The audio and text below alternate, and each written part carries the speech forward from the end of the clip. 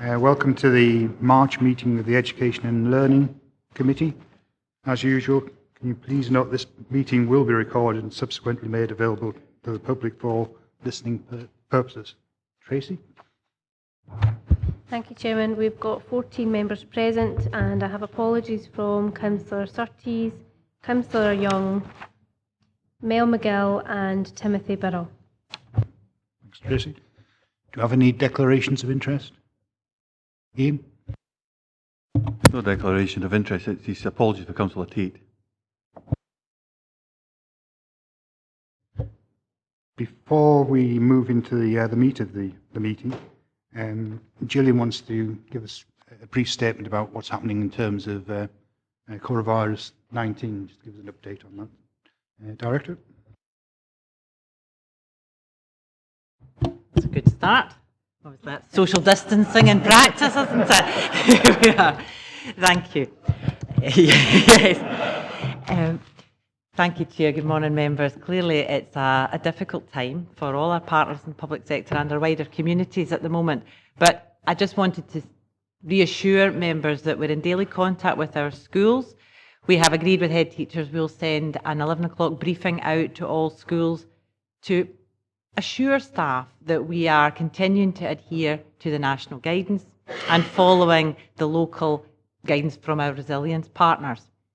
I'm really confident that our staff in our schools will continue to do all they can for their communities. It's difficult sometimes to interpret the advice that's coming in thick and fast, but we've got our role here is to maintain normal routines for children and young people, support for children and young people from trusted adults that they know, that's really important, and support for families who are themselves responding to the business continuity challenge. So it's important to keep schools open. We're working closely with our Scottish Negotiating Committee for Teachers and our local Negotiating Committee for Teachers. John and the team are meeting with the EIS and trade unions this afternoon. We have guidance already from teaching unions as to what part they will play in the emergency responses. And it's important that, for example, early learning and childcare are looking at what business continuity arrangements they can bring into play as the childcare challenges for our partners in health and social care increase. So our schools are open, our children and families will continue to be supported, our senior phase pupils are continuing to prepare for their SQA arrangements, and we will continue to engage with our business continuity arrangements. And if any members or communities have got any questions, we have a dedicated email address, and we've committed to all schools that we will respond within 2 hours. So that's all I have to say at the moment, but if there's any further questions, please call. Right, thanks, Gillian. So if we move into the agenda proper, item 3, been to the previous meeting of 15th of January 2020. This is for noting. All happy with that? Okay. Item 4 on page 17. This is Education Attainment Academic Session 2018-19. And this is Gillian's report. This report provides members with a detailed analysis of the educational attainment of children and young people across Dumfries and Galloway 2018-19, following publication of the local government benchmarking framework data in February 2020. It also provides members with information on actions being taken to improve outcomes to raise attainment.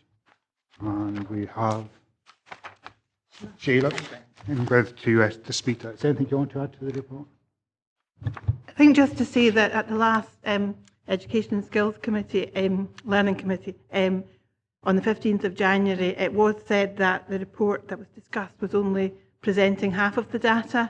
And I think what we promised to do was to bring back at that time a more detailed analysis of our data once the local government benchmarking framework data was published in February. That's what you've now got in front of you, along with the analysis of what we are doing about the attainment across Dumfries and Galloway. I think it is of particular note if you turn to page 43, which shows the actions that improve literacy and numeracy, and across the board, apart from one area, P4, in writing, we are seeing the cohort increasing in attainment over the 3-year period. So I think overall what you're seeing is an improving attainment picture. We are aware of what our areas that need to be worked on are, and that we have the interventions in place to take that forward. You have questions, members?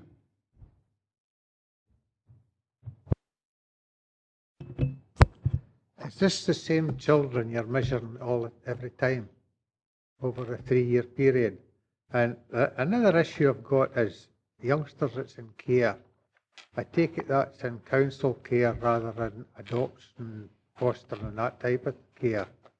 Because I know you hear that youngsters learn a lot before they ever come to school.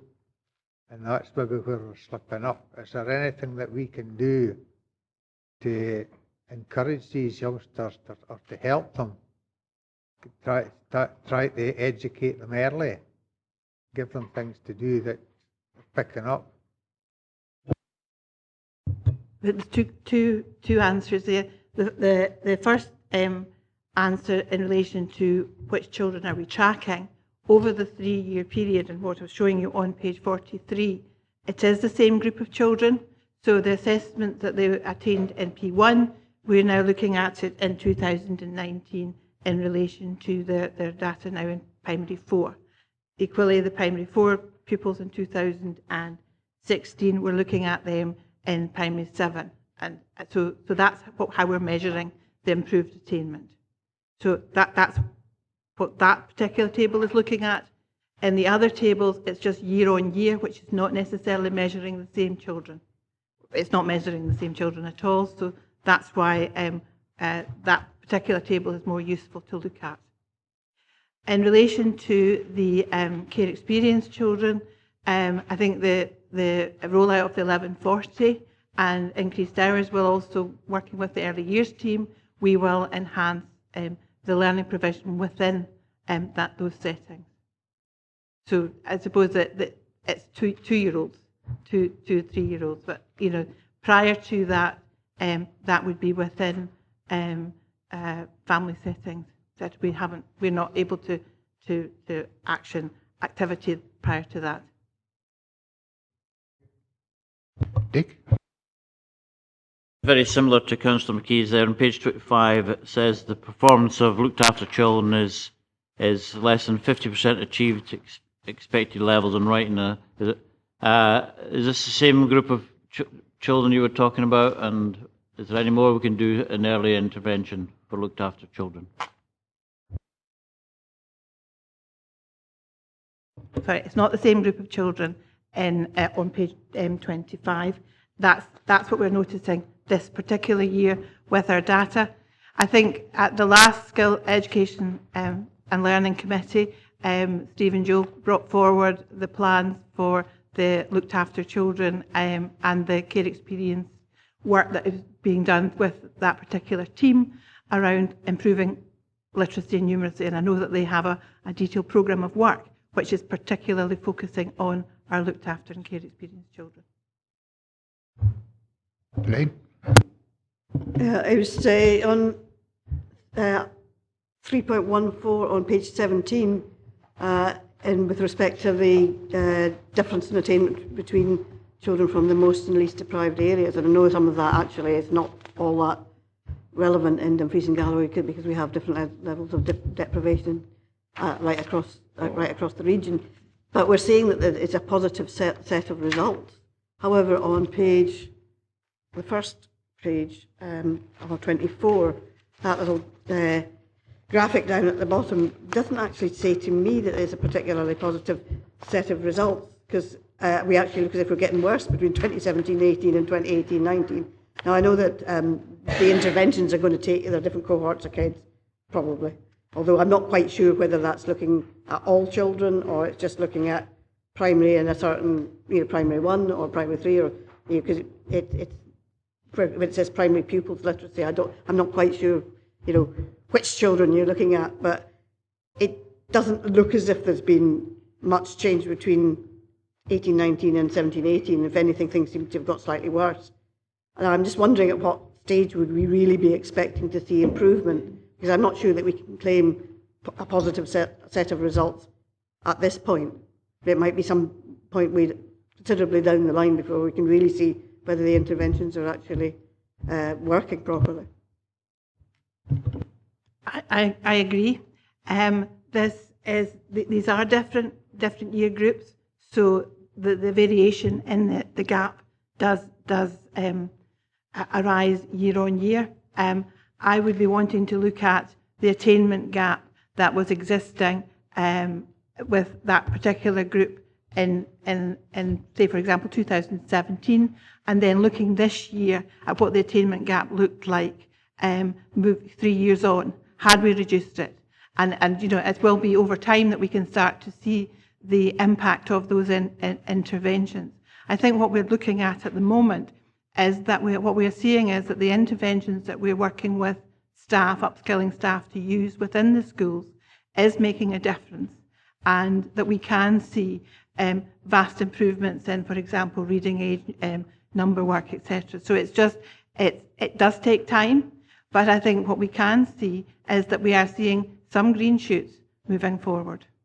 And how do we actually monitor within, because this is about areas, so how do we actually monitor whether our interventions are assisting where there are different levels of disadvantage within the same area, which is, you know, characteristic of rural areas? So part of the work that we would be doing with our individual schools is to actually drill down within their own school data and to upskill our staff to really understand what the data is actually telling them about the youngsters that are attending their schools, and therefore then working with the schools to support them upskilling staff, because I think it is important that we don't just look for off-the-shelf solutions. It's about making sure that our staff are appropriately skilled up to be able to really work with our children to move them forward. So it would be with our individual schools. Ivor? Thank you, Chair. Sort of concerns me that we seem to be failing our younger male pupils. Consistently across the board, the boys aren't achieving the levels that the girls are doing. What are we actually doing to address that? Because it's been a trend for 3 years here at least, and I would have thought something would have been there to actually improve. And there seems to be a problem between P1 and P4 where the percentages go down for the boys. Is it just a case of, well, it's not seen as a problem, or do they catch up at later times? But are we, by not keeping the percentages the same, are we holding them back in future years? Jim? First of all, our evidence at senior phase does not show that same range of achievement between boys and girls. It's very, very similar.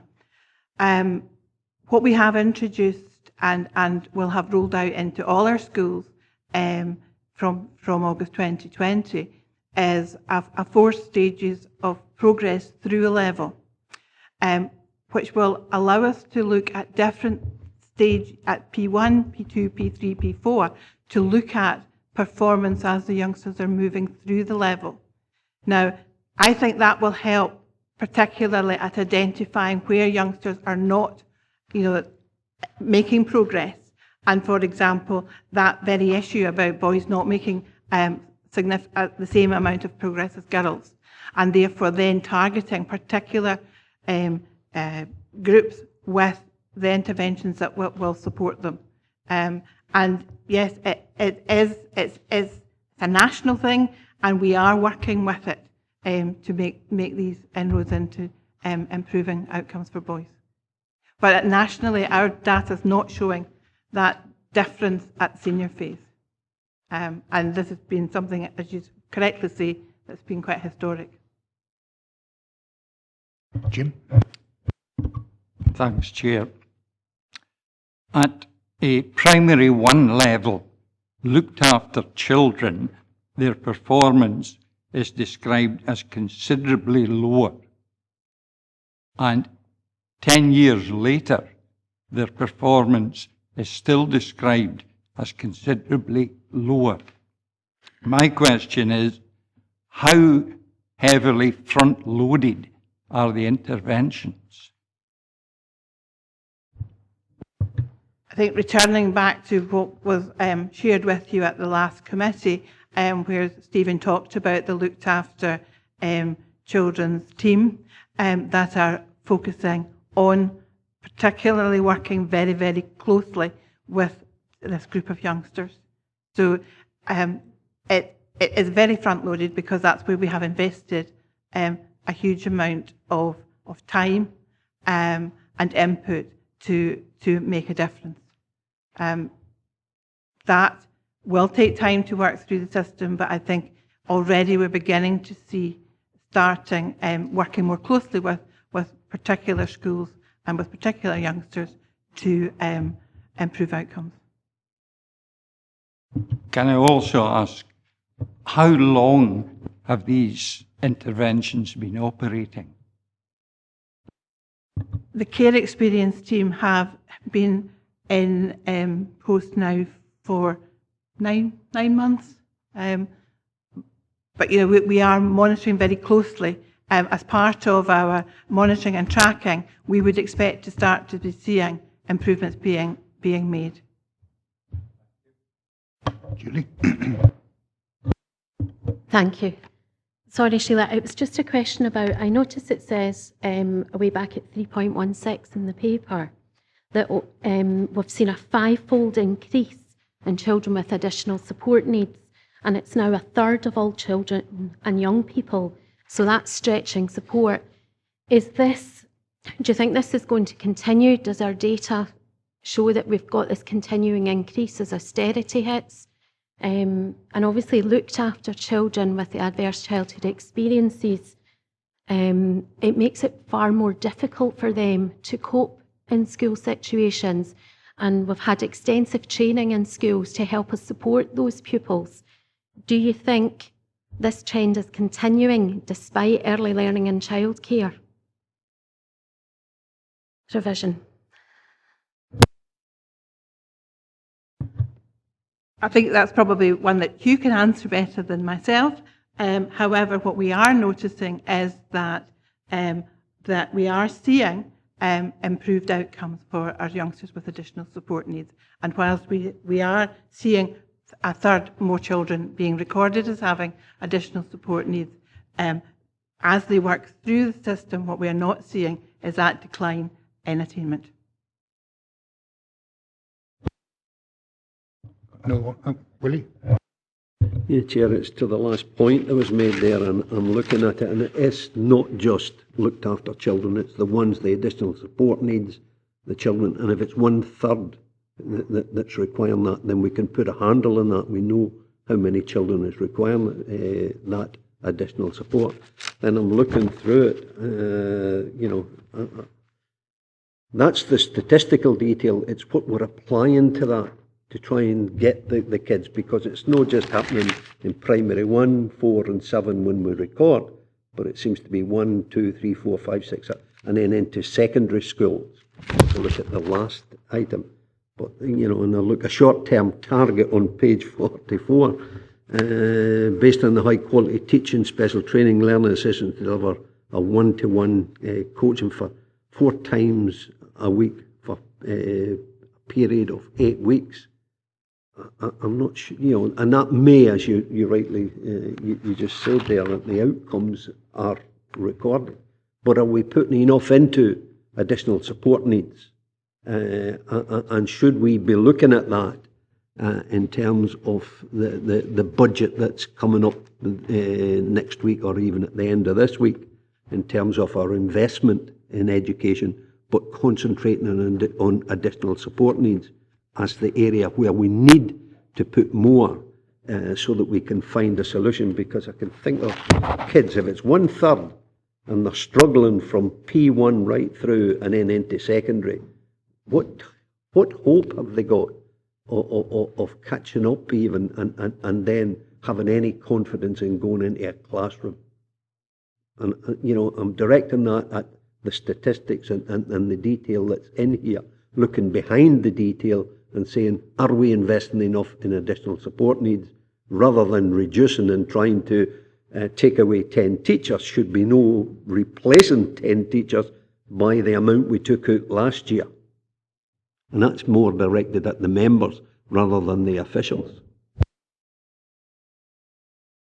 Yeah, I think in an ideal world, we would put more support in. The statistics on page 44 in terms of closing the literacy gap and the fast lane reading, I was amazed at the improvement in performance over a relatively short period, if you can actually target those resources where they're needed.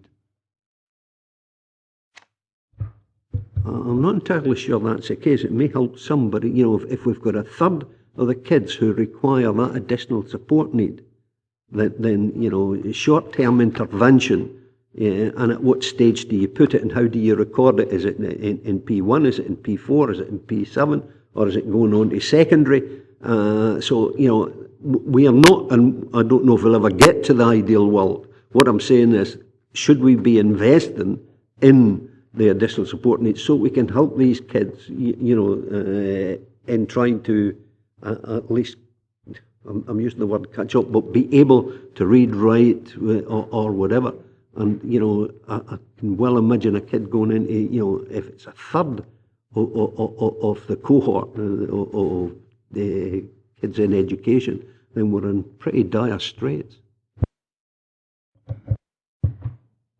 Can I just point out that we do work very closely with Hugh and his team, and that we, by introducing this monitoring and tracking, which will allow us to look at the progress that all youngsters are making at all stages, not just at the stages when we're reporting. So we will look at this very closely, P1 to S3, and then in the senior phase through that monitoring and tracking. But I think it should also be noted that when we're talking about a third of our youngsters, the criteria for additional support needs covers a vast range, and it includes with it and that our gifted and talented youngsters. So it's not just particular youngsters that are really not achieving. So I think it is important that we continue to work very closely with our schools, and helping them understand what the information is telling them about the youngsters and the performance of their youngsters, and then making sure that they are appropriately upskilled and supported to be able to help those youngsters and make a difference for them. Indicating they want to speak, so can we move to the recommendations? That's on page 15. So I think we've reviewed the educational attainment information. We agreed on that. And we've noted the actions being taken to improve outcomes to raise attainment as listed in Appendix 1. Happy with that? Okay, thank you.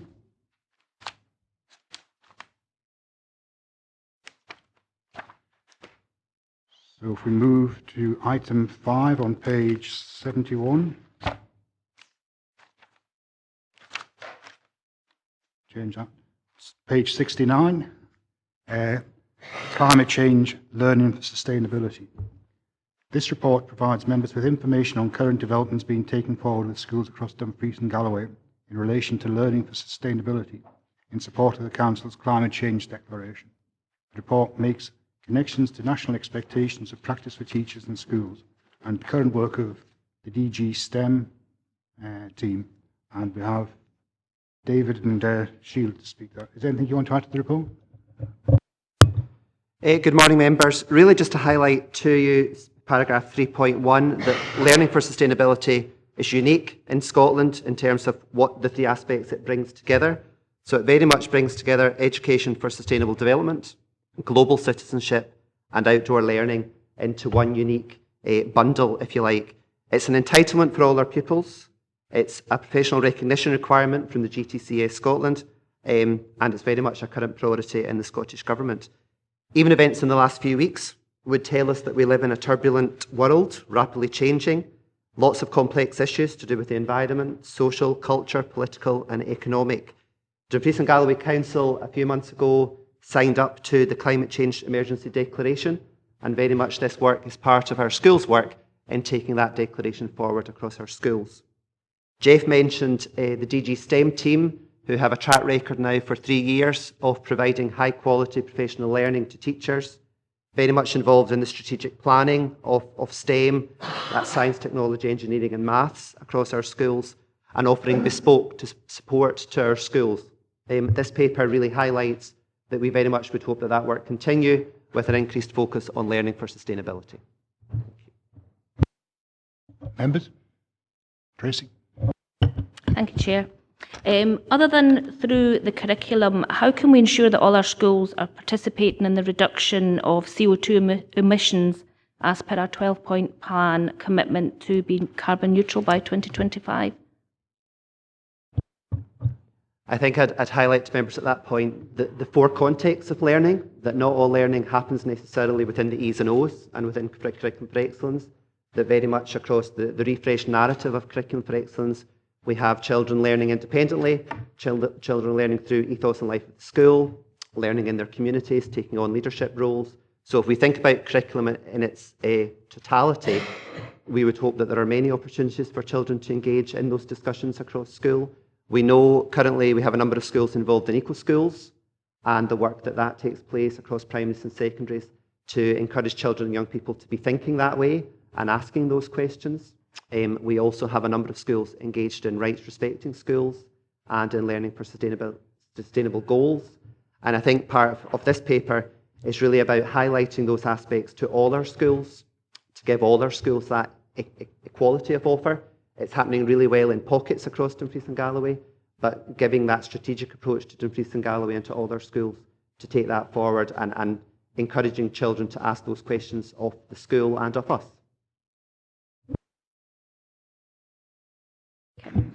Kind of doesn't really address, that's we're talking curriculum based there. I mean, how can we ensure the schools themselves are complying with these, or how do we ensure that happens? Because we're trying to cut down these emissions, and through the curriculum and teaching children and having them asking questions, stuff, fantastic, this is a future thing. But right now how do we ensure immediate things are happening within the schools, the buildings and the actual, like the autonomy from the head teachers, how do we help push that forward, you know what I mean? There are 5 elements to the Government 2030 Action Plan. One of those elements is very much about buildings and school estate. I believe there are some new guidelines and new work nationally happening around that, around planning of new buildings and how adaptations can be made to current buildings. So very much that work will sit with the school estates department, within our service, and those will be the folks taking those actions forward within our schools. Aaron? Sorry, Alan. It's a good question, and one ultimately that comes down to available funding to be able to refurbish to a position where a school building is as close to carbon neutral as physically possible or beyond that. I think we have a range of processes that we can use and we can adopt. We've got existing buildings, either through PPP contracts or through strategic funding or through the asset class, and future strategic projects coming forward. One of the key strategic projects coming forward is governed by criteria set by the government around the level of emissions that should come from that facility. So they're hitting quite a challenging target of 67 kilowatts per metre squared across the annual utilisation of that facility. So that's a sort of benchmark that we will then look across all our other schools to see, is that something that we can go towards and achieve that? I think the reality is we have so many facilities out there and limited funding to be able to get them to a position where they will deliver a carbon neutral position individually. But I think if we take it in totality across the full asset class and then look across the totality of all the council physical assets, that might be something that's then easier to take in the round rather than individual places. From an energy efficiency perspective and how we can engage with the users of those facilities, we're able to share their energy consumption, whether it's electricity, whether it's oil, gas, water, so that they can set their own individual targets, and then that can be monitored on a regular basis to show where they are delivering themselves. We have good practice in a number of our schools where there are solar panels on the buildings. The 2A schools, including Trequeer, Cargan Bridge, for example, they've got monitoring systems within the school, so the school can actually see what's happening, how much energy is being produced, and offsetting their carbon footprint. So it's all these things that I think that empower the schools themselves to see actually the input and the impact they're having on whether the lights are on or off, the types of learning experience that are taking place within there. The real challenge is the hard stuff about the embedded carbon footprint within the facilities and changing that into the future. Every design, every alteration moving forward takes cognizance of the climate agenda. So every penny invested into the facilities takes a step in that direction. However, it's just the pure volume and size of the issue that's out there that's the challenge. No, thank you for that detailed answer, Lauren. It kind of proves that we're on it. Thank you. Yeah, I think the opportunities for outdoor learning as well, makes youngsters aware of the environment. It's something which they can actually enjoy in a place like Dumfries and Galloway. If you can't actually invoke that enthusiasm for the environment, then we will be struggling. Members? No? Okay, so can we move to the recommendations? Can we note 2.1, 2.2, can we agree 2.3, and agree 2.4? Okay, thank you. Okay, moving on to item 6, early learning and childcare planning for expansion towards 1,140 hours by 2020-2021. This is a standing item on the agenda, and it has been for some time, and I think we can see the end in sight at long last in terms of this. This paper provides an update on national and local developments on early learning and childcare. Expansion to provide 1,140 hours of funded ELC for 3 and 4-year-olds and eligible 2-year-olds by August of this year. The report details the outcome to the procurement process for providers applying to the ELC flexible framework. 40 private and voluntary services and 45 childminders have been awarded a place on the framework in preparation for delivery of the expanded entitlement from August. The report details the results of the consultation with families in respect of ELC and the proposed delivery model by cluster. The report also includes an update on progress with workforce planning, ensuring there will be sufficient staff in place to meet the expansion and training to support further funding provided. And we have Rosie and Sheila to speak to it. Is there anything you want to add? No, I've got nothing to add, but I'm happy to answer any questions. Members? Julie? Thank you. I noticed in the document it says the manager positions have been advertised and that interviews were taking place in February. Have you managed to appoint to all of those manager positions? We've managed to appoint 12 out of the 20 posts, and there are no plans at this stage to re-advertise, but we do have folk that are undertaking the BA childhood practice at the moment due to complete in the summer, and a further 8 due to complete next summer, which will obviously widen the pool of potential candidates for those posts in the future. So from a teacher's perspective, Rosie, are the teachers who are currently those nursery teachers, are they being retained in post for a further year for continuity of care, or is there an expectation that as these managers become qualified, the jobs will be advertised partway through a year?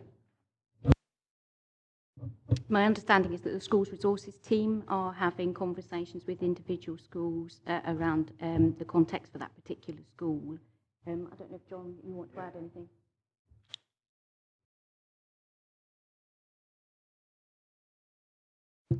Yeah, so I'm happy to give just a bit of an update where we are with it. So as Rosie said, we have advertised 20 positions. We weren't able to appoint to all those positions, and the normal staffing processes are now taking place in terms of making sure we've got enough staff across all our classrooms in the primary sector for the start of the new session. So at the moment we're putting our foot in the ball a wee bit with regards to the managers, and we're looking at how we deploy the staff that we've currently got within either the school or the partnership or indeed the cluster to ensure that we've got that coverage across all our primary classes. But potentially on an individual basis, the teachers who are currently in the nursery if there hadn't been an appointment made, will most likely stay in that position. Elaine?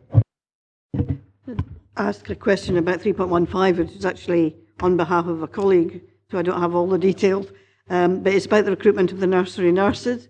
And he was advised that the interviews were sort of group interviews where several head teachers were involved in one interview.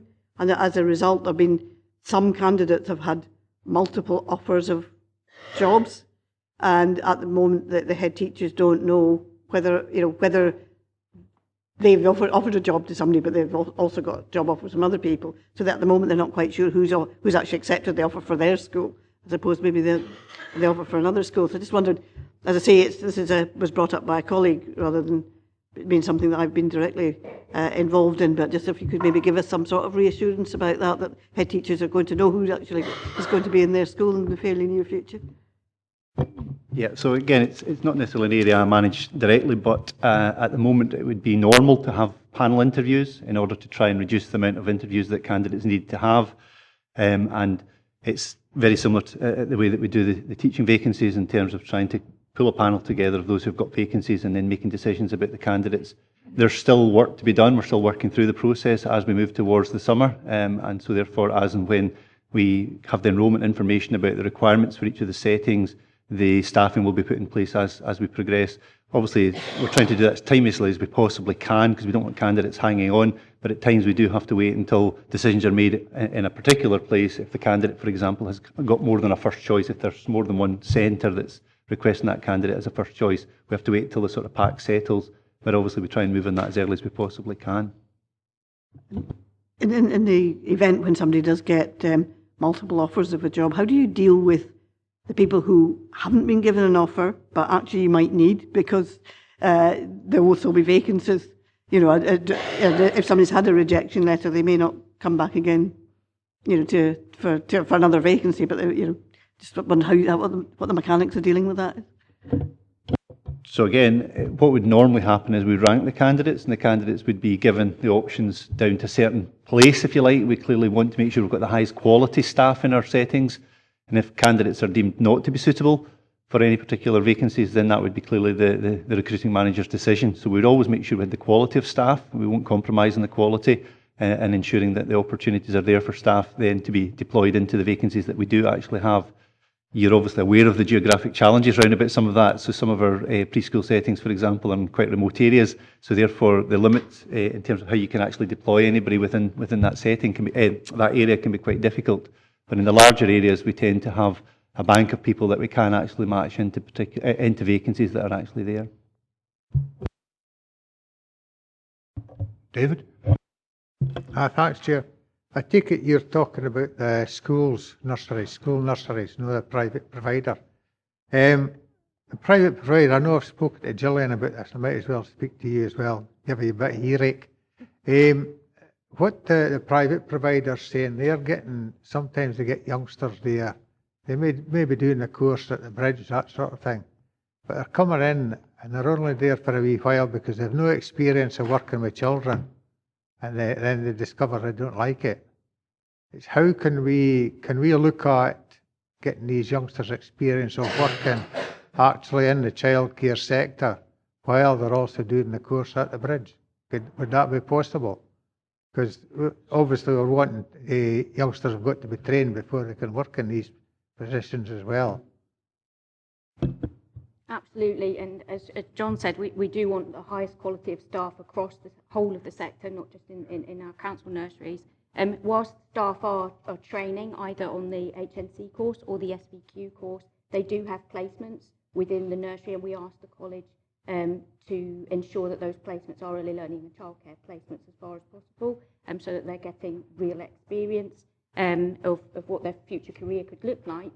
There's also a national induction resource that has been launched, and we are encouraging all services, whilst it comes into force in terms of being part of the national criteria in August, we are already encouraging establishments to identify mentors so that any new members of staff are starting to work through that induction programme, which also gives them a breadth of experience in terms of undertaking different tasks, but also a much wider knowledge base for the job that they're undertaking.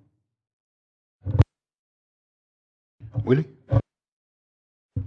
Yeah, Chair, I think that the figures or the percentages reinforces, in particularly to Stranraer, reinforces my fear. I'm looking at 3.10. 97% of families were able to access the hours of provision that they wanted. I'm perhaps not entirely convinced in that one when I look further at the next one. The main reasons for using these choice of providers were the services was close to home. And I believe there's a particular issue, and I know I've got an outstanding meeting with Aaron to further interrogate the Stranraer in terms of a parent taking the full 1140 hours. What we might see here is 97%, but it doesn't say how many hours a parent is taking or what is available to them close to home. And again, that's in 3.11 is highlighted the main reasons for families' choice of provider, whether the service were located at the school parents wished their child to attend. And in Stranraer, it's pretty, there's a fair distance between each of the schools and what's available to the parent in their catchment area. And I think I would like that meeting with Lauren that we offered at the last educational meeting when he had further detail of those who had registered, that I would like to further interrogate the Stranraer issue in terms of where a parent can access the 1140 hours and if that's being made available to them. Following the last meeting, I did send an email update to you, and I am happy to meet with you absolutely around the Stranraer issue. It's worth noting with the surveys that went out to parents, there was a disappointingly low uptake. So in terms of Stranraer, we only received 13 responses to that survey. At the moment, schools are currently, and providers are currently inputting their data from enrolments, which happens at the end of February, into the NAM system. And then following that, there will be allocation workshops. It's at that point that we will know whether parents have been able to have their first choice allocated to them. And it's that information that I think should provide some reassurance that we are both able to give a degree of flexibility, but also that will also tell us what the uptake on the hours are in terms of what families are wanting for their children. At the moment, we have around 40% of our early learning and childcare population are accessing up to 1140 hours. So we're offering that across the piece, and around 44% of them across D&G are taking the full allocation of 1140 hours, 41% between 600 and 1140. So what we're seeing is there is an appetite there for extended hours for families, and we anticipate that will grow moving forward. Willie?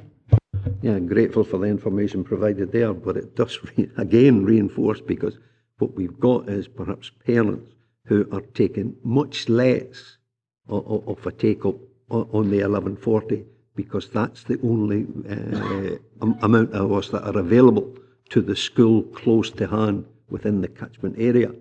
And it may be because of the distance there is in the next school where there could be extra hours offered, or up to the 1140, and it's just no practical for a parent to take one child to one school, i.e. let's say Park School, and then the only available is out at Rafad, which is 2 miles away, which is impractical. And it's that interrogation that I would like to look at and take up the offer of the meeting, so that we can see, have we got them in the right places to where the hours are required.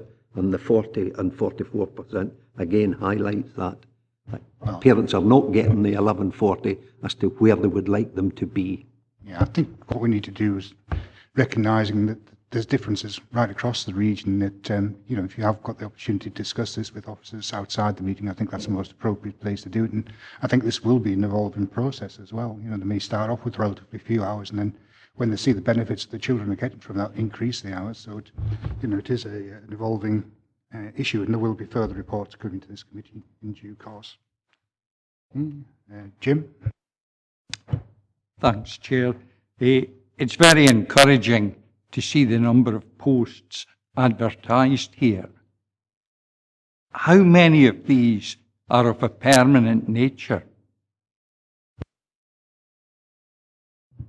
I haven't got the specific details of how many are permanent, but what we have done is projected the number of children that we think will be taking up places across our nurseries, and we are staffing to a model so that we have enough staff in place in time for August, should there be the demand that we're anticipating. Some of those posts may be on a fixed term contract, so that gives us flex within the system. So should we need to move staff to other providers, then we were able to do that. I take it some of the posts are permanent. Yes, there's been a certain amount of semaphoring going backwards and forwards. 80%. Sorry, I didn't quite pick that Sorry, up. that was 80%. 80%, thank you. Okay, I've got no one else indicating they want to speak, so can we move to the recommendations? Can we note 2.1, 2.2, 2.3, 2.4 and 2.5, and also recognise that there will be further reports coming to the committee in due course. Thanks, Rose.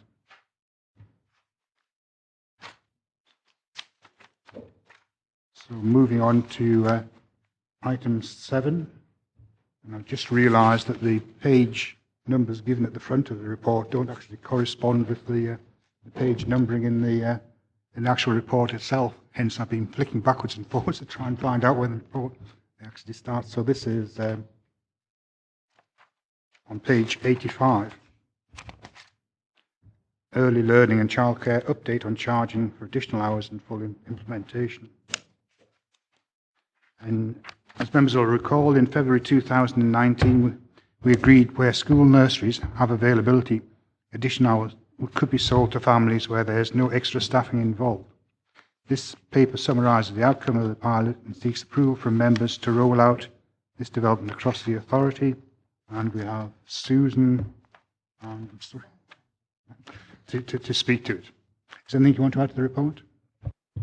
If I could just add before we consider the report that, just to be really, really clear, obviously we have our partner provider who support the delivery of early learning and childcare. This scheme is only focused on local authority nurseries and young people who are registered, already attending or registered to attend that nursery. So it's not about young people who are attending a partner provider and then buying additional space in a school. It's only for those that are already attending in the school or registered to attend in the school, so that's not about taking partner providers' business from them. It's only for those in that specific area. And I think the second point that perhaps hasn't come across as clearly as I would have liked is that we have found a very positive impact in some of the rural areas where there is no other day placements, daycare availability. So, for example, Sandhead, Kellerholm, Wigtown, Closeburn. So there's some areas where it has been particularly positive because of that lack of alternative. That was all. Thank you. Thanks, Susan. Elaine? Thanks. In 3.6, you say that the estimated income generated would be £9,522.07. I just wondered, I can't recall what the target was for this saving. Have we achieved that? No, it's very short of the target for lots of reasons. I think as families now have the opportunity to get 30 hours provided, of early learning and childcare. We were also very late in the year of getting this scheme up and running as a pilot, which has obviously clearly impacted on the amount of income. I think it will be interesting to watch if you members agree today to take this forward. It'll be interesting to watch and see how much income that is likely to generate, and I dare say it'll fluctuate very much year on year as families' needs change. Tracy? Thank you, Chair. Just a small consideration. Where does this sit with our anti-poverty strategy? So at the moment, this doesn't sit with our anti-poverty strategy in so much as this is an opportunity for families to purchase more. However, the families where we have vulnerable 2-year-olds are already getting early access to early learning and childcare, and wherever possible we try and maximise the hours that they can attend so that they're already getting that opportunity. Where families who would fall within the poverty bracket, that would be considered on an individual basis. What we felt was that we want to try and maximise availability to additional hours where possible, especially where that's supporting access to work. So each individual case would be looked at in its own merits, and it may be that we're able, if there is no additional cost for staffing, it may be that we're able to support that application. That would be a free of charge application dependent on the family circumstances. But each of those would have to be looked at in their own merit individually, I think. Yeah, I've no objection to it. It's just good to know that we're keeping all that joined up, because we have to consider that as well. No, thanks, Susan. Ian? Thank you, Chair. So, mentioned partnership organisations. So when I read it, it looked absolutely fine to me. I just thought I would look for the reassurances that is there any impacts at all? You've done risk assessments and impact assessment, I would imagine, Susan, in regards to what potential effects it might have on our partner providers. Is there any positive or negative? At the minute, we've not seen anything from the pilot. Now, the pilot has been fairly limited, and we've not seen any positive or negative in terms of impacts on partners. But we continue, I would reiterate that point, that we're very clear to families this isn't about them attending a partner and buying somewhere else. It's only for those that are only attending in a school setting or planning to attend in a school setting, because it's not in our interest to make it difficult for partners in any way. I think all the way through this process we have stressed the importance of partnership working with the PVI sector. Ivor? Thank you, Chair. You said in your opening speech that there had been positive impacts in areas, and Kellerholm was mentioned. From my reading of the report, there was no application from Kellerholm to actually have any. So how has there been a positive impact in Kellerholm if there hasn't been, unless I'm reading 3.5 wrong? Kellerholm was identified to be part of the pilot, but it was absolutely full. There was no additional places to sell for Kellerholm. Moving forward, for Kellerholm, if this goes ahead, parents will be able to buy additional hours, so they could be in the nursery for 8 hours rather than 6 hours. So it should have a positive impact going forward. Sorry, Ivor, to clarify your point, absolutely. My mistake, it wasn't Kellerholm was one of the areas that it was the more rural ones. It was the Sandhead. So it was my mistake in the earlier that Kellerholm benefited this time. However, we do anticipate a benefit in Kellerholm moving forward. Willie?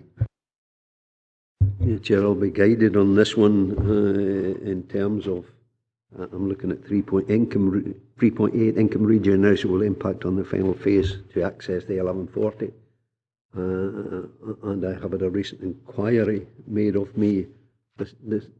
This element, looking at it, what the needs of the families are and the changing needs. Does this take into consideration families who may require additional support within nurseries for kids who may be on the autistic spectrum?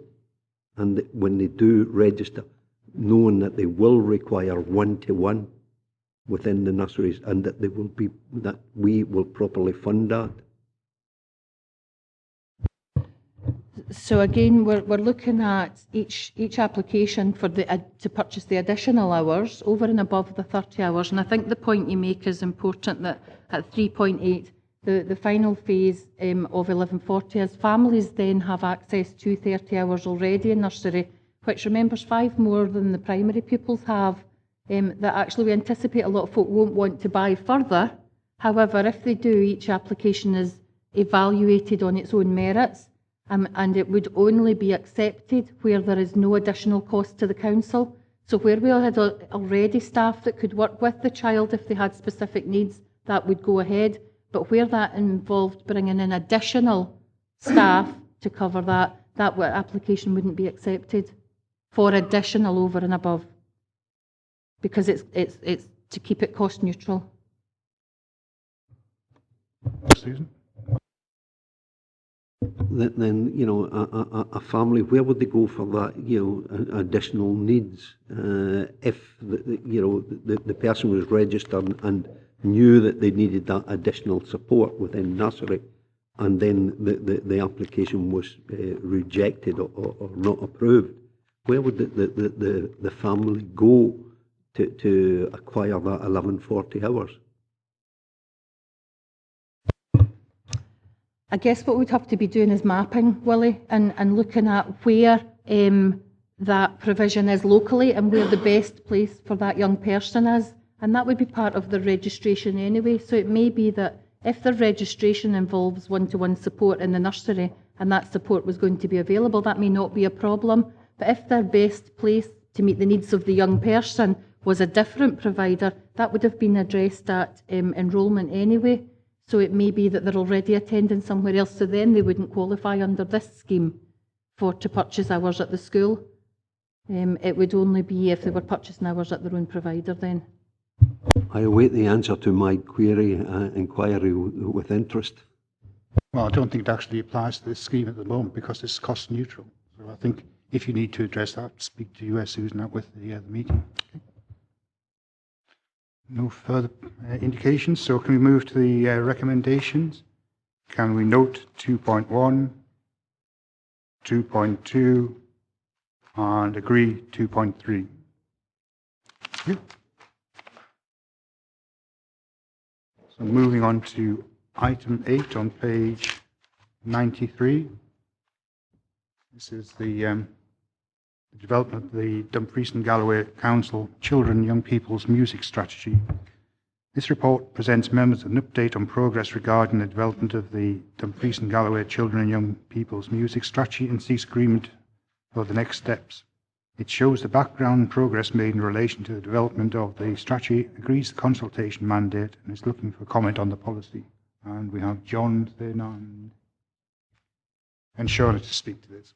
Is there anything you want to add to the report? No, nothing to report, just waiting for questions.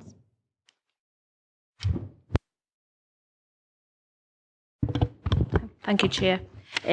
Well, first of all, I'm delighted that this has come forward, this paper. I'm a champion of music. The current strategy we've got is not delivering what we want to achieve, so all in favour of this going through and the mandate to be agreed and such like.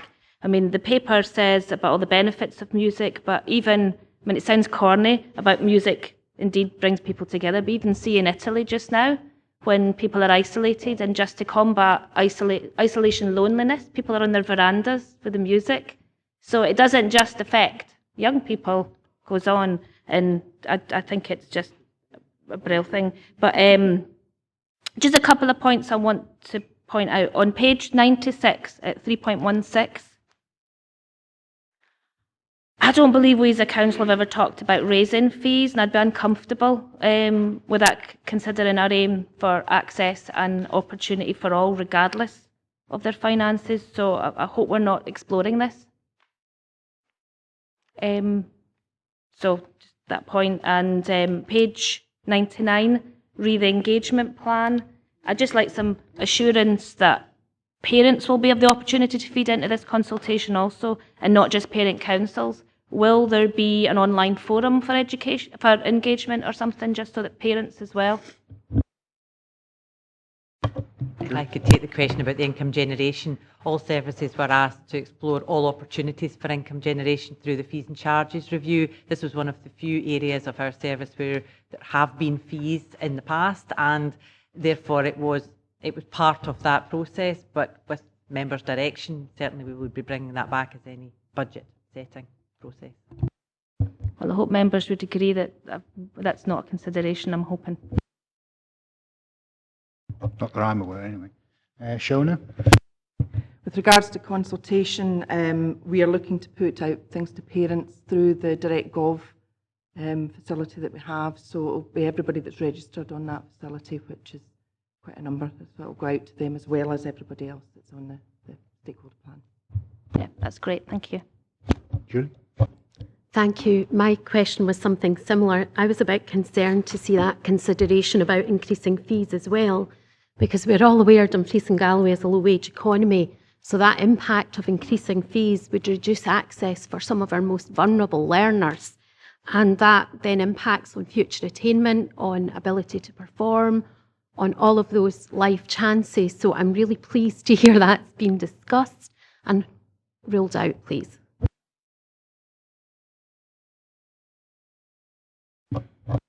Can just add to that, there has been no suggestion that I'm aware of that we would increase fees.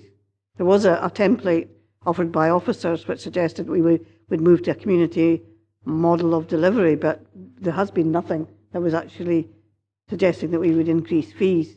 And I suppose that maybe is a cover for maybe future budgets or whatever, but there has been at this point no suggestion of increasing fees. I actually was a little bit disappointed.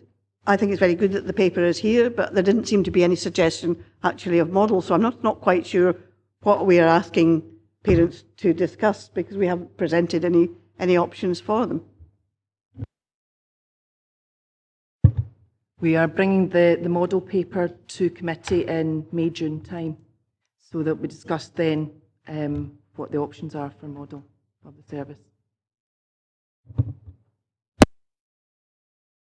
Okay, so can we go to the recommendations? Can we note 2.1? 2.2, agree the consultation mandate. And we have considered the emerging areas as set out in paragraph 312 to 315, that's 2.3. Members happy with that? Okay.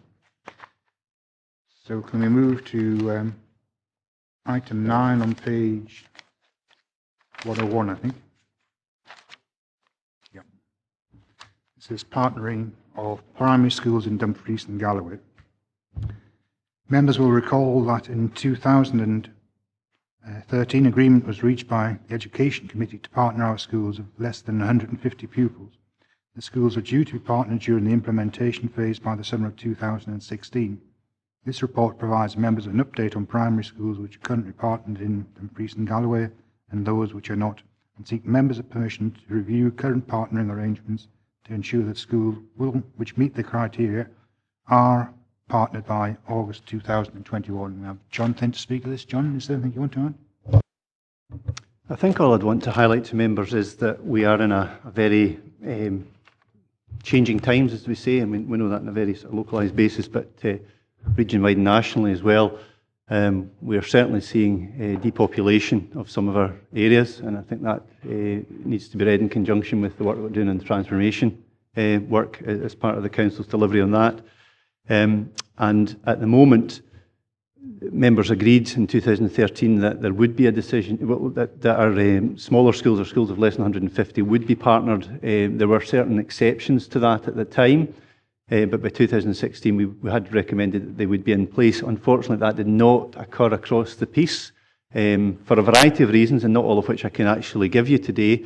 But there are certain schools that still haven't been partnered, and I think what I'd like to bring back to members in the autumn is a paper which provides the best fit at the time that we have in order that the schools are partnered appropriately.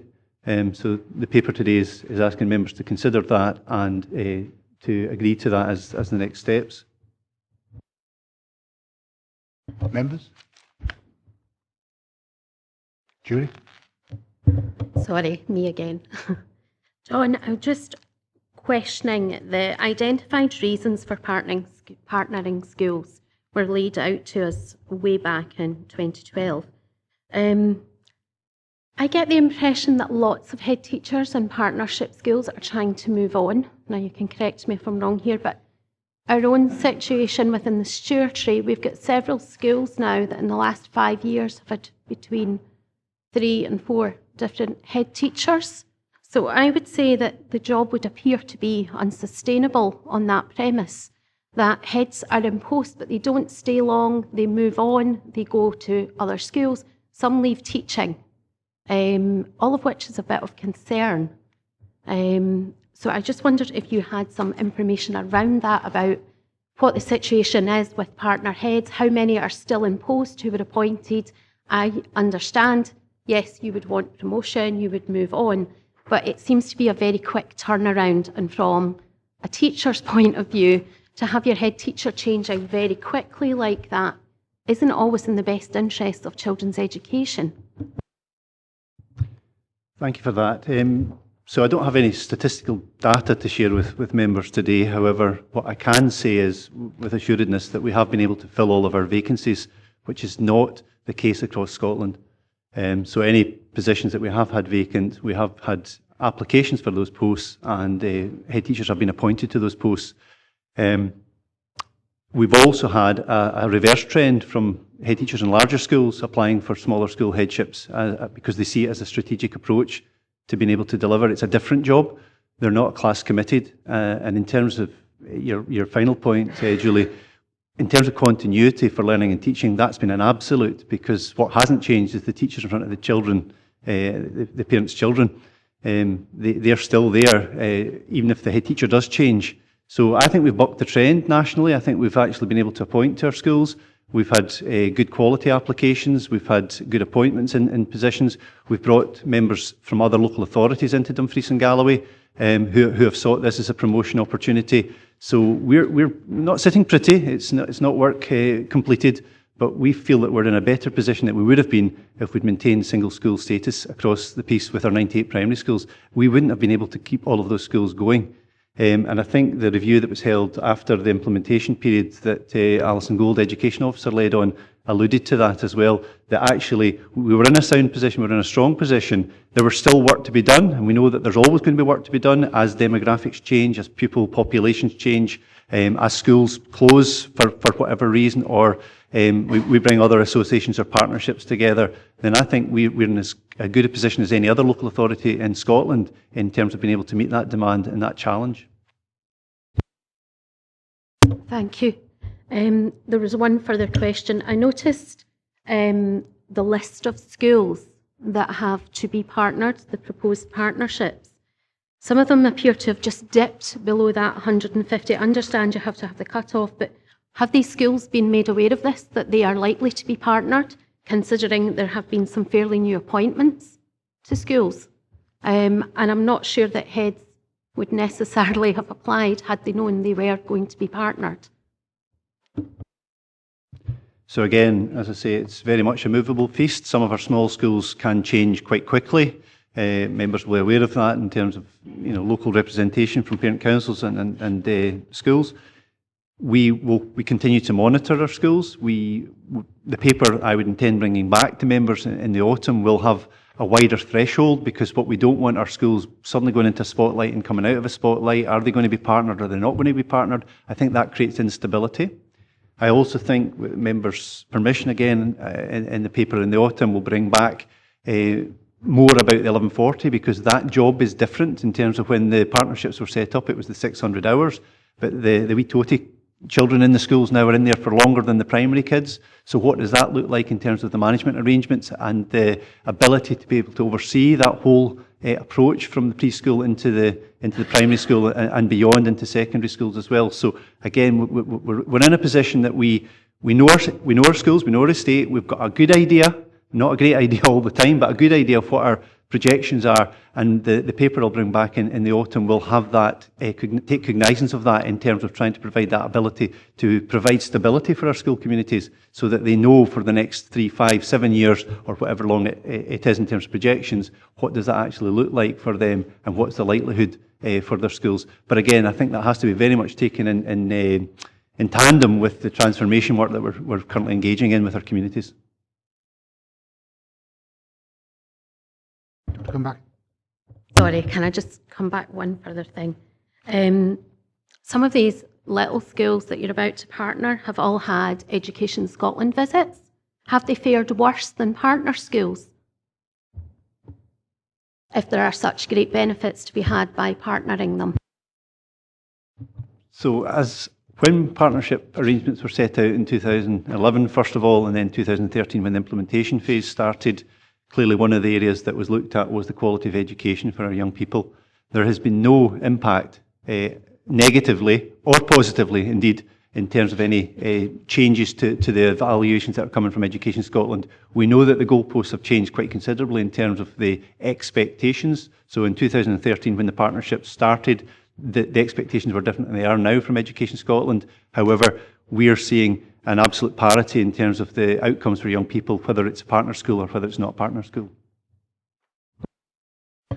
I think it is important that we obviously come back and look at the threshold as part of the transformation process as well. And I mean, if you look at the predicted role in primary schools over the next 4 years, it's almost a 10% reduction in the number of pupils there. If you compare Appendix 1, the partnership numbers for 2013 compared to what we're going to be in August 2020, there are some very significant reductions in some of the schools over that relatively short period as well. I've got Willie and then Ian. Sorry, Chair. I'm pleased to hear John refer to that. Each school will be taken. No, I know the difference. You've got less hair.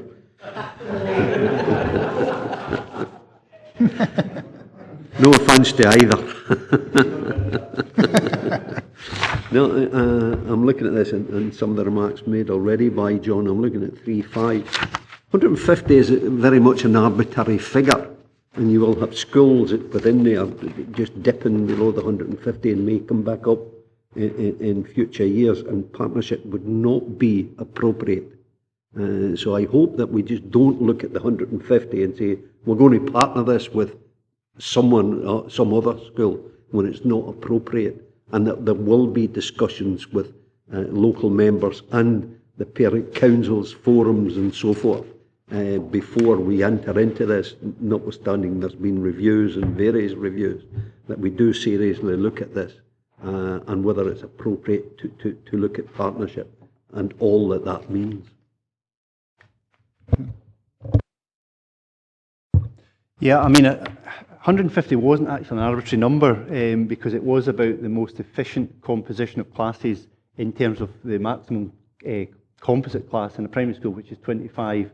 So that would have meant that it was a non-class committed head teacher at that point. So schools that would have been non-class committed anyway would have a head teacher. So the 150 wasn't an arbitrary figure.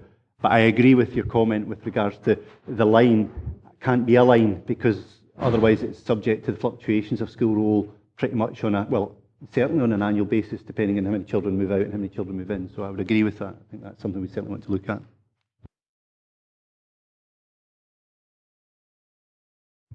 Thank you, Chair. I just think it goes back to the similar thoughts, I suppose, maybe even concerns in my head in regards to the role of 150. So I think we have to be cautious about that, but obviously we'll get recommendations coming back to in the autumn. But come back to some of the, you've mentioned the transformation process, and I suppose my initial query was how does this actually fit into that? So we've said already, I think we've heard the director saying quite a number of times actually, we've got an education model at this moment in time that's been designed to fit a Victorian time design. So does it fit, does it no? And that's the transformation. We're looking at that as we go forward, school estate in particular. So where does this fit into that transformation? Because there is things I think we've got a real inspiration which we want to change, make differences which best to see attainment coming up better actual model for our pupils. Where does this fit in when it comes to that? And potentially, Chair, I wonder, should we have before it comes back in the autumn, should we have an actual kind of workshop round about this for all members, so we can maybe get a view, because I think it'd be quite potentially contentious around about the 150 role.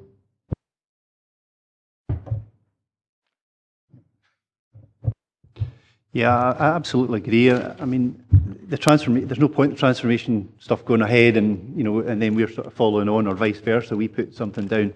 So Larry and the work that he's undertaking and the work I'm undertaking will be very much in close alignment.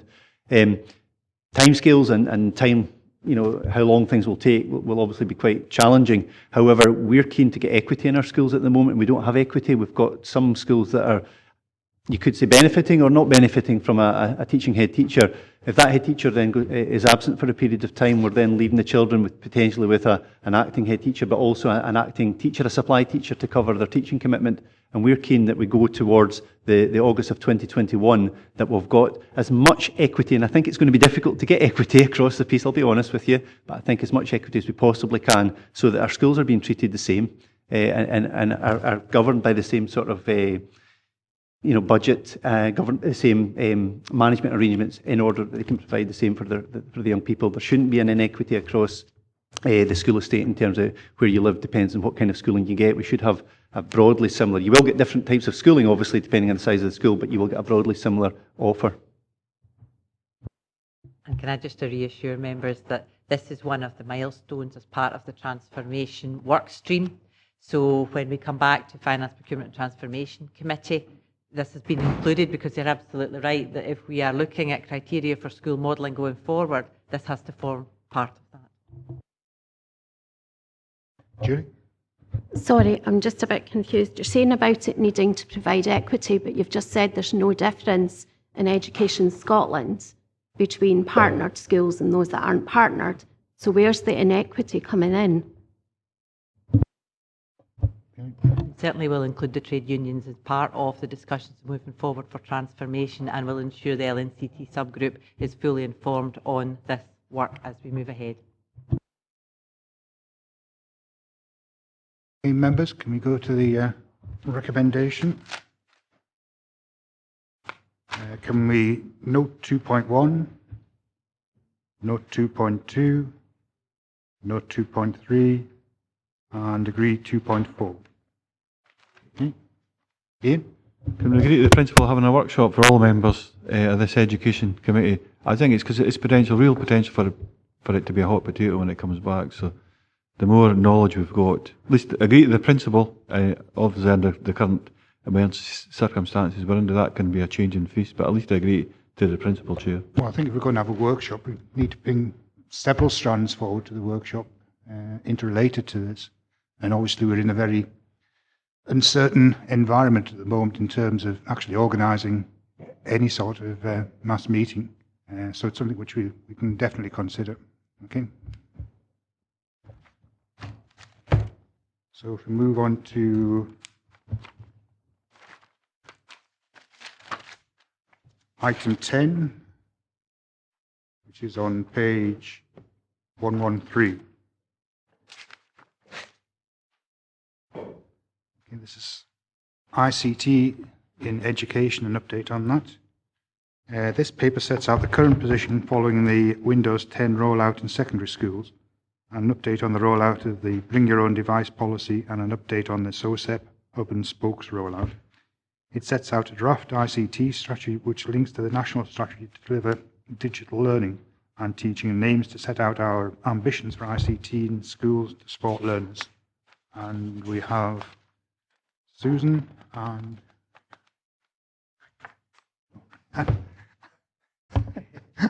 on my deaf side. Sorry, Anne Harkness. Thanks. To speak to it. Is there anything you want to add to the report? Nothing to add to the paper, just happy to take any questions. Members? Tracy? I'm on fire today. Sorry, ladies. The bring your own device thing, right? I asked this question, is it over a year ago now, and was told it was ready to roll, the ICT was all ready to roll out and everything, and all this whole bring your own device, and head teachers would have the option to be able to bid for devices for young people who didn't have devices within their school. And I promised the schools it at a ward event, and it's still not there. Where are we with this? The Bring Your Own Device is active in schools, all but 2, and those 2, for clarity, are Lockerbie Academy and Wallace Hall Academy, both of whom have asked for a wee bit longer to make sure they've got their own local procedures in place about how they plan to use it to support teaching and learning. But all other schools are switched on and it is active. So their Wi-Fi, everything's all up. They're able to. Not sure they all are, but fine. But do we have are schools as well able to have devices? Because I've always been really uncomfortable with the bring your own device, because as we know there'll be a lot of young people who do not have a device, and this is going to be really evident in front of their peers when they don't have something. But will we be able to have class devices and enough of them? Okay, so if you think there's an ongoing issue in a specific school, I'm happy to talk to you out with the meeting, and we can look at that. Okay. But if that's the case, come back to me. In terms of devices, we do have some devices which are currently still held in store. We haven't put those out, partly because it's part of our potential action plan for the current COVID-19 arrangements should we move to closures. So we haven't made those devices available in schools yet, but we do have some devices that young people would be able to use on the Bring Your Own Device network moving forward, and these will be placed in schools. However, it's important to remember that where learning is happening and some pupils are accessing the Bring Your Own Device network, it's not the only network. They can still use the school network too. So pupils will still have the ability to use the computers that are in the classroom anyway. Dick? Yeah, it must be very frustrating, this slow login times, 3 minutes and up to 10 minutes. Half the lesson's obviously over by then. How much progress we're making on developing a future operating model, incorporating a resolution to this ongoing issue, and will increased broadband speeds help that, which is mentioned later? The issue of slow logins is improving. The average time is 3 minutes, but in some of our schools we are continuing to work with my team of technicians. We have re-imaged machines. We have gone to IT suites. We've completely re-imaged every machine, and we have seen improvements. So we continue to work in schools on a one-to-one basis, trying to improve the login times. We have some schools and some pupils and some staff who are able to get in within a matter of seconds. So it is quite random, and that's what's making it so difficult. We're trying to get to the problem. Rob? Just been covered, thanks, Chairman. Kenny? Thank you, Chair. I just wanted to ask, how confident are we, especially with the rollout to primary schools and the increase on the network next year? I remember distinctly we were all very surprised that when teachers logged in after the summer holidays and everything ground to a halt. If that's going to roll out in primary schools, upgrade to Windows 10, are we confident that the capacity exists within the network to handle those extra users, given that especially over the last few days when teachers have been moving lots of materials to things like OneDrive and Teams, that has started to slow down appreciably in the last couple of days because of the number of staff looking to mitigate against maybe school closures or whatever. How confident are we that this is going to be not the disaster next year that it was this year? 100%. Absolutely, definitely. That will not be the same rollout programme. It will not be the same processes. The lessons that have been learned that we've talked about in committee and out with committee are absolutely embedded into the planning for the next phase of rollout. So the lessons have absolutely been learned, and I can assure committee that that is the case, and we will be moving forward on a very different footing. I think that you're absolutely right in terms of the increased reliance on cloud storage, and it's a worldwide increased reliance on cloud storage that will have an impact on our bandwidth, and that's why, particularly for the primary IT upgrades, there's a sequence of events that must happen in the right order, otherwise it will not be a success. and we are absolutely committed to making sure that order is followed, and so that we can have the best possible outcome in the primary sector. Thank you. You did preempt a second question that I had. Obviously, we had an outage last week for a day to the internet. Teachers and pupils have materials online, on the cloud, and we had a day there where there was zero access whatsoever. Do we know what caused that? Can we mitigate against that as well? Because we have teachers in the building from very early on, not able to access any support. There's nobody able to support them.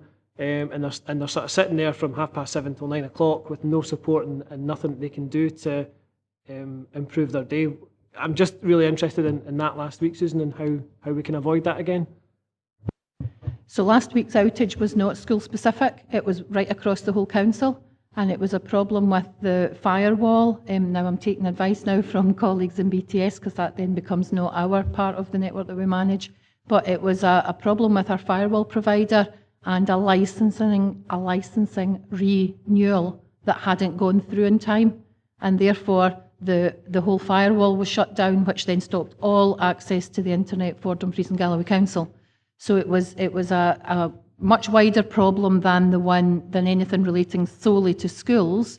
I think we got information out to schools fairly early in the morning, not at 7:30, but by about 10 o'clock once the problem was identified, and we were given a 4-hour, window to have that resolved, and it was resolved in that 4-hour window. That unfortunately took us beyond the school day and beyond anything meaningful in school, but our contingency and resilience plan would state for a 24-hour recovery, so it was well within those parameters. So it was a corporate-wide, it was out with anybody's control. I believe that corporately they are looking at more of an automated process for such type of renewals, so that sort of thing cannot happen again. Just one more very quickly. So if the firewall is not there, that's it, the line is cut to the outside world, is that the case? It was for that particular, the way that the setup runs to allow access to the internet, yes, it was for that particular case, but again, that's something that corporately the mitigation is being looked at to see how that can be avoided for future. Thank you. So effectively it was administration rather than a technical problem. Okay, so Andrew? Thank you, Chairman. My issue was also on 3.2 and the slow login times. My school career ended in 2013, and it was a bane of my life for that whole academic career was slow login times, and I found that when you've got a period of 50 minutes, well, I was 50 minutes back when I was at school, I think it's shorter now. That login time is actually quite crucial when you're in an ICT class, where if you're in an administration class where you're doing research.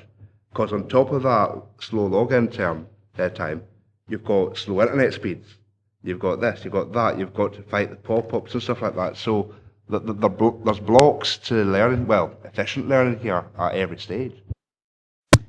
And I think we recognise that with respect 2013 to 2020 in IT terms is quite a long time. So we need to acknowledge that. We are trying to move forward, and we are trying to provide young people with a learning environment that allows them to achieve the digital literacy skills that are expected as part of the curriculum. So we're very much working hand in hand with what the outputs should be in terms of digital skills for our young people and making sure that they have that access. It's not without its challenges. We're working on ageing infrastructure. We're doing what we can and looking at how else we can try to work on that infrastructure to improve it. So it's an ever-evolving, ever-changing, as I'm sure you appreciate, but it is absolutely fundamental to what we're trying to do to make sure that the access for young people allows them to achieve digital literacy. Yeah, my schooling finished in 1971. I can testify to the stability of slide rules if anybody knows what they are. Want to come back? Just come back on that one with ageing infrastructure. Is it an ageing physical infrastructure in the sense of hardware, or is it a software infrastructure that we're lacking on? It's both. This is in preparation for the Windows 10 rollout. We did a undertook a software audit across all of our secondary schools because they had been working in isolation with sourcing their own software that wasn't compatible, wasn't licensed, etc. So we've gone through quite a learning curve with our software, and we're working closely with our schools because we can get much better value for money with central licensing, etc. And that's never been looked at before, so that's a huge undertaking. Sorry, what was the other point? Software, the hardware, we replaced all the hardware that was not going to be compatible with Windows 10 in secondary schools. So they've all been replaced. They've had new drives put in the older machines to have better performance. So every device that's in school now, in secondary schools, is fit for purpose. I think what Susan was alluding to is it's the infrastructure. You know, that's hugely costly, and you know, if we were able to improve that, we would see significant differences in schools. Thanks. Just two issues. One is, I suppose, more of a comment. I think it's disappointing that it wasn't flagged up in advance that the LAN software wouldn't be compatible with Microsoft 10, Windows 10. I think it just, you know, that information should have been available before you actually put it in rather than afterwards. My second point really is a question. Again, it comes from a colleague who's been told that when it comes to learning by video conferencing, the camera system is such, so he's been told, that although the pupils can see the teacher can't see the pupils. Now, obviously, if the teacher can't see the pupils may not be, they may be on their phones, they may not be paying any attention to what the teacher's saying. And equally, you know, young people wanting to learn and wanting to pay attention, maybe finding they're being distracted or whatever by other pupils who are not quite as interested. And I'd have to say that if that is the case, that the cameras are only enable the pupils to see the teacher, not the teacher to see the pupils, surely that's a bit of a mistake. I'm gonna let Anne take that question about cameras in a second, but the question about the LAN school, I think, is an important one. We, as part of the software audit prior to the rollout of Windows 10 in secondary, there was work done to understand the amount of usage for some of the software products that we had, and we always knew that particular software would not run on Windows 10, so we always knew we would need an upgrade of some sort. So that wasn't new, but I think what was new was the intelligence that we had in terms of the level of usage turned out not to be correct, so it was a much greater impact than we had anticipated. So I think we did know it just has been much worse than we thought, which obviously is not acceptable. Anne, I'm going to let you take the question about the cameras. Yeah. This is something that we're looking at as we move forward and taking forward distance learning. So if all pupils participating in this type of lesson have got a laptop, then there is a camera on a laptop. I'm assuming that you're referring to a desktop device, that perhaps, yes. So this would be part of the planning that that teachers would have laptops, as would pupils, so there would be no issue with cameras. They would be able to see each other. Willie?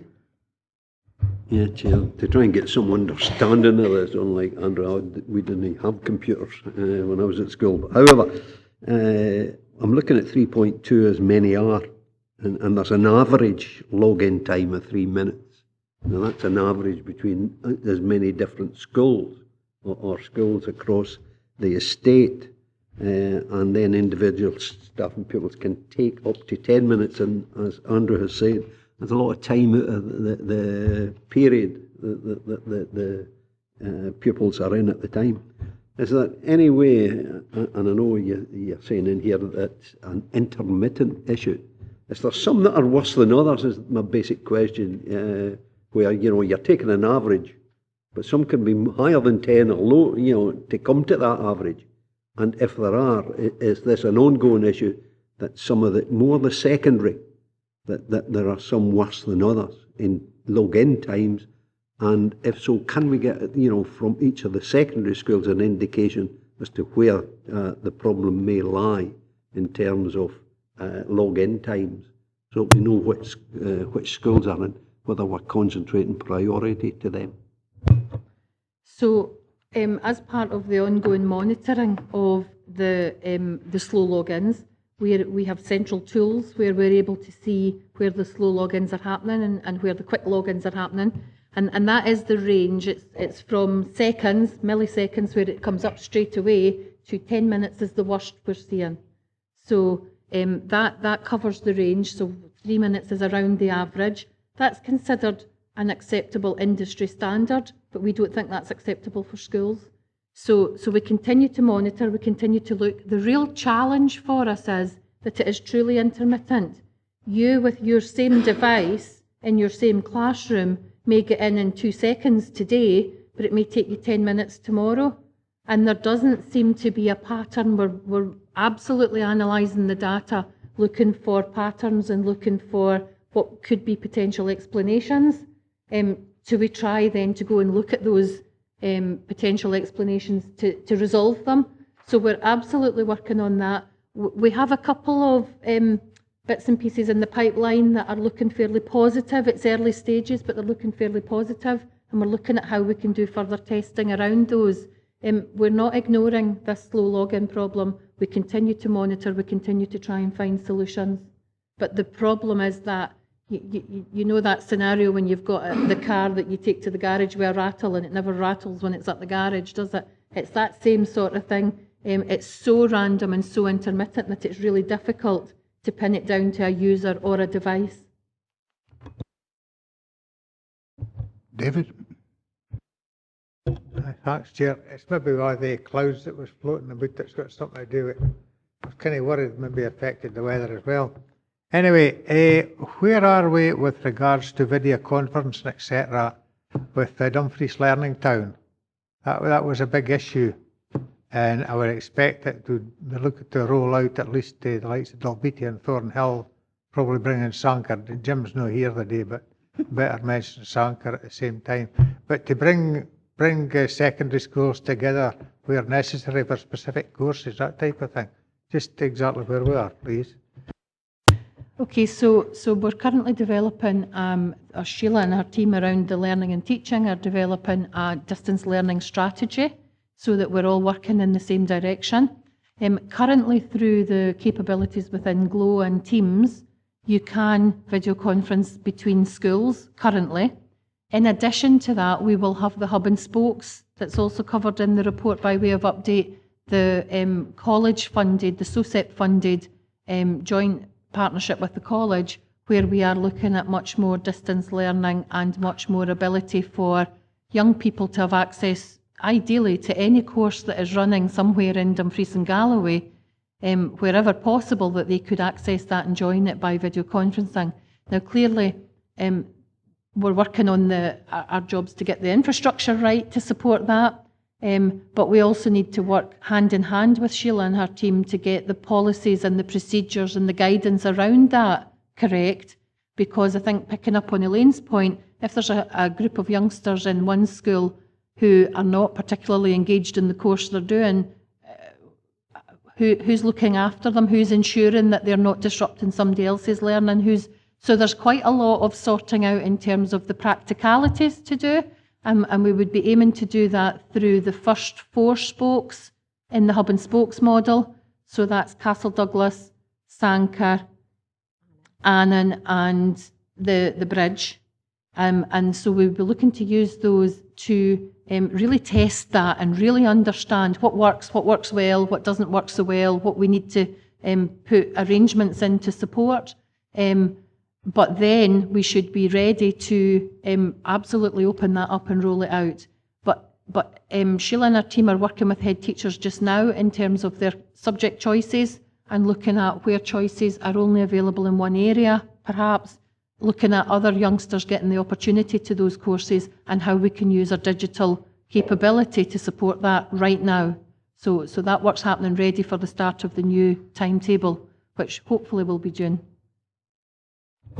I quite agree with you. I think maximising the subjects that's available is a great thing from your point of view.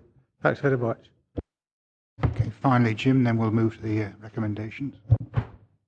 Thanks, Chair. What is the time scale for the funding bid to increase broadband, to increase the bandwidth? Okay, so the funding that I referred to in the paper is a bid to capital funding. Now that bid is ready to be submitted, and obviously it will go to the capital funding group to see whether or not they approve that and support that. So I would hope that we would hear that in the coming months, before summer certainly, and then we would have the ability then to know what the decision is there and to plan for that decision, because that's going to become critical to particularly the support for the distance learning. Where there's 1 or 2 pupils, it's not such an issue, but as it becomes more popular, we anticipate that demand will grow, and therefore we've got to be able to cope with that, and that's where the additional bandwidth will really help us. So, Susan, you're anticipating and hoping for a decision by the summer. Thank you. Right, so if we move to the recommendations, can we note 2.1? Approved the Education ICT Strategy Document 2.2, and note 2.3, and I'm going to bring a further report here in what month? Sorry, we can bring a report whenever you feel, possibly not next term now, but possibly into the autumn. Yeah. The last report came in November, possibly November this year as well. Yeah. Okay, members, I'm conscious of the time, and we've still got quite a few items to go through on the agenda. And I think, given the present situation, I think it'd be better if we can get this done before we take a break. So can we move on to item 11, rural school provision. This refers to CARSPHAIRN Primary School, and that's on page 139. CARSPHAIRN Primary School operates as part of a partnership with Kells Primary School and Dalry Primary School. The school roll at census day in September 2018 was given as 3 pupils. Since the census date, the roll diminished until the last remaining 2 pupils left at the end of June 2019 to attend secondary school at Dalry. Officers have engaged with the then Parent Council and Community Council to agree a mothballing of the school, and the school has been mothballed since August 2020. Members are asked to agree that statutory closure consultation is undertaken in relation to CARSPHAIRN Primary School and nursery class. If members agree to this consultation, a further paper will be brought to this committee in November of this year for recommendations. And we have John and Laren to speak to this. Is there anything you want to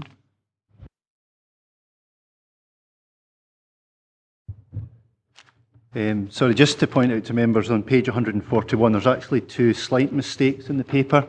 If I could point to the subheading under reopening of CARSPHAIRN Primary School, it should also say and nursery class. And also the heading below that, the reopening of CARSPHAIRN Primary School and nursery class beyond its current catchment are the options. Sorry for any confusion in the paper there. I'm happy to take any questions. This is simply asking members to allow us permission to begin a consultation on potential statutory closure. It is not a paper in terms of statutory closure at this time. Members? Thank you, Chairman. Very briefly, and as Councillor Campbell had asked me to raise a specific question. Clearly, page 140, the second bullet point, if the online papers match the paper set, talks about the current population figures within the school catchment and indicating a maximum school roll of around 2 pupils in the next 5 years. And clearly, the community has contacted members of the committee to ask that we consider the possibility of continuing to mothball the school rather than going down the course of action proposed here. What I wanted to ask with that in mind was how robust we think the figures looking at the next 5 years are in terms of likely number of children. It's obviously sometimes quite difficult to predict, I do recognise that, but just wondered what sort of degree of confidence we have in those. So the information that we have in front of us is the birth data that we have for preschool children. So those 2 children would end up in the primary over the next 5 years. That's as much information as we have. Obviously, There's no local development plan information that we have in terms of any future builds. But again, we'll bring that information back to members through the statutory consultation. We'll have much more detail in terms of the facts and figures. When I read this, I think obviously when this report had been written and published, the significant impact that coronavirus will have in this area over the next few months wouldn't be just probably the report author wouldn't be aware of the level of significance. So what came across to me was actually, okay, how consultants to go out, engage, talk to people, so on and so forth. There's a number of different ways in which we can achieve that online, so on and so forth, but ultimately you need to speak to people. There will be an impact, I would imagine, on how we consult. So has that been taken into consideration? Think of the report lines that are coming back. I think we agree with the principles actually because of the situation we're in, of what's being recommended, but ultimately there's potential legal or even technical reasons it could be challenged later on. It's an absolutely valid point. I think what we need to take cognizance of is the particular circumstances that we find ourselves in just now. We all liaise with Education Scotland and take their advice on how a level of appropriate consultation could take place, which is still compliant with the legislation, and if not, then obviously we'll need to take account of the suggestions that they've put forward to us. I think, fortunately, being a local resident of that area, historically, I know the population. It's not a huge area to cover. It is something that technically we may be able to do from an appropriate fashion. But I guess what we'll do is we'll take advice on that and follow the legislative. Okay, can we move to the William?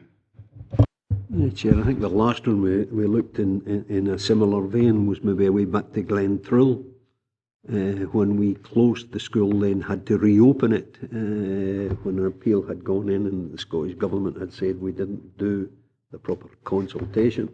And the other one that springs to mind was Lawkins, but it was more the parents who requested that we closed that school because the parents within the catchment area had chosen to take their kids to another school.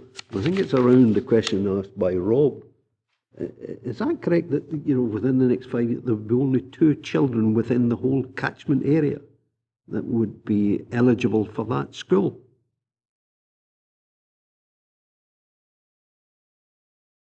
Well, there's obviously children within the catchment area, but they're going to Dalry. That's parental choice. No, it's the catchment area for CARSPHAIRN in particular.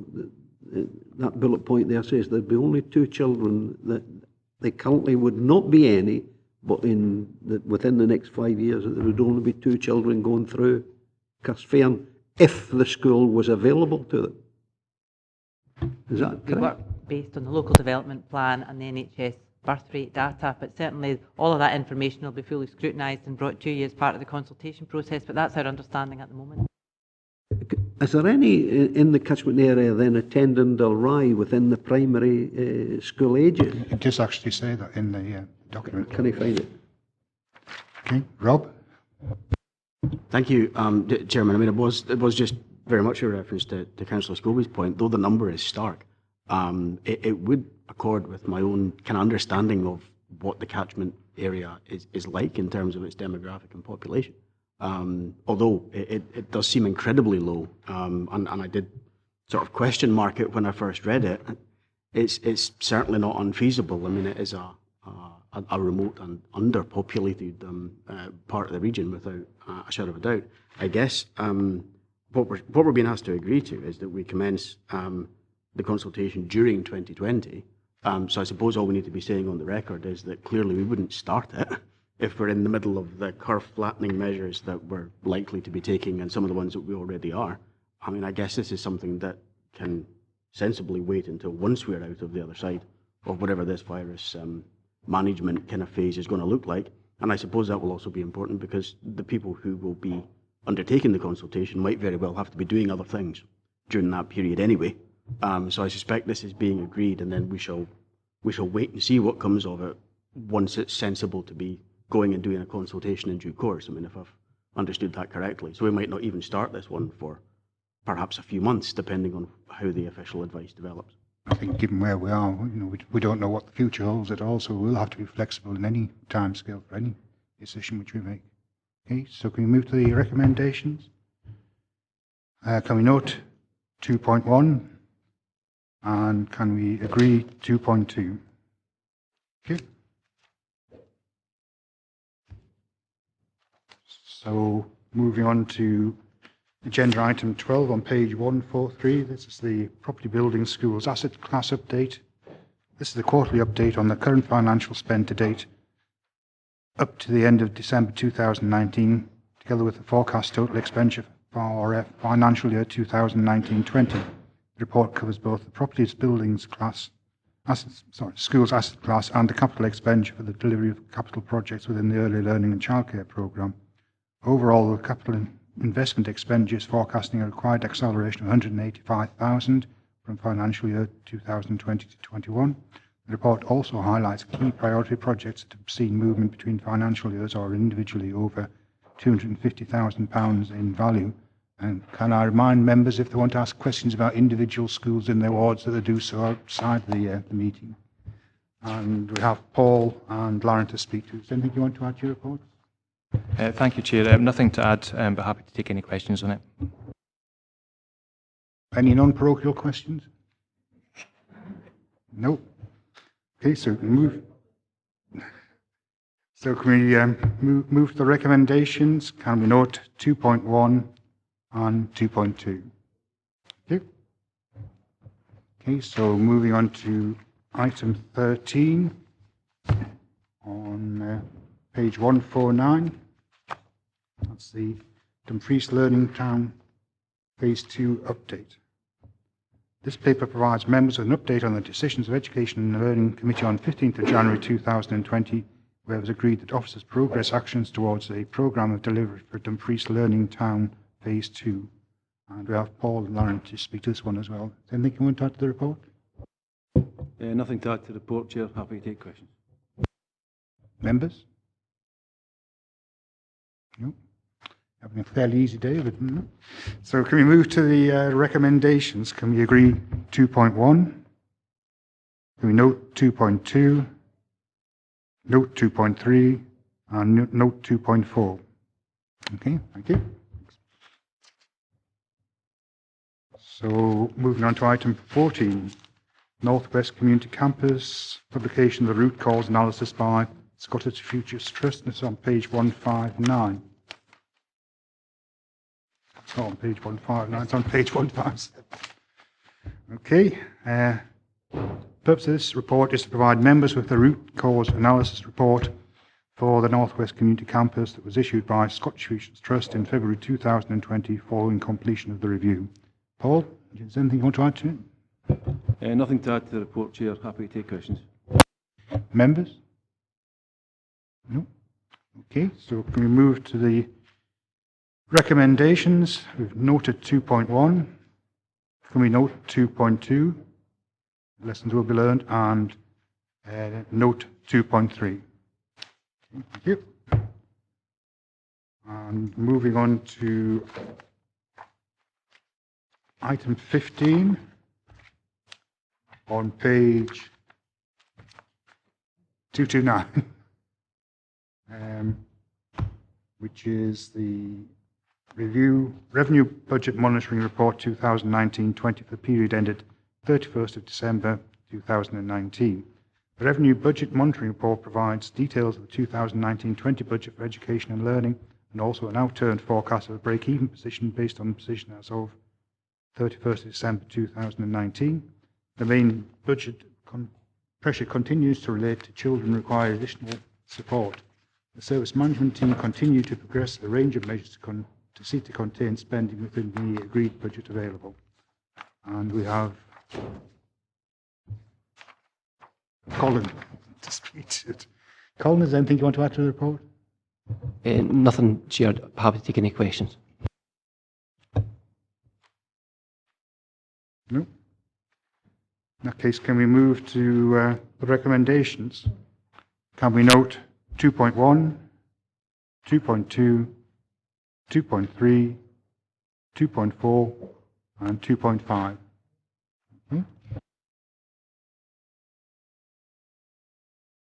I've got no business deemed urgent, given that Gillian has given us the update on the COVID situation. So, are we prepared to consider adoption of resolution to exclude the public from the meeting? It's given in terms of the Act. Agreed? Okay. So, is everything switched off that should be switched off? Okay. And can we move to